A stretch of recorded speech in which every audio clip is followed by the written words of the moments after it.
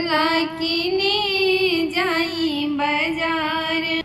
ओने जे परिला मलिनिया के घर हो, ओने से ले आई भी अड़हुल के हार हो।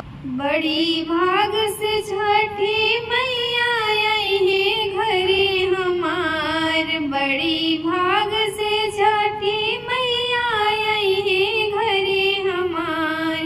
ये जी सुनी ना, ये जी सुनी ना, मिली जुली करके बरात। ये जी सुनी ना, ये जी सुनी ना, मिल जुली करके बरात।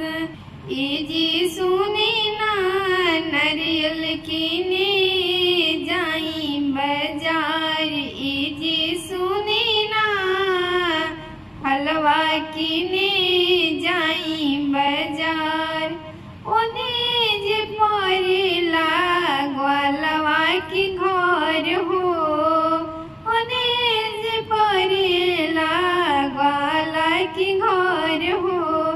ओने से ले आई गैया के दूध हो, ओने से ले आई गैया के दूध हो।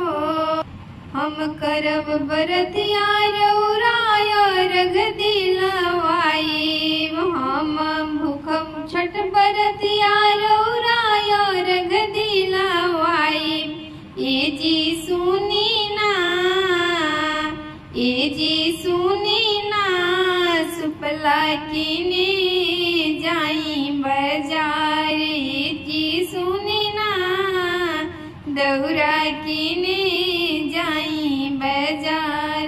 बड़ी भाग से छठी मैया आई है घरे हमार, बड़ी भाग से छठी मैया आई है घरे हमार।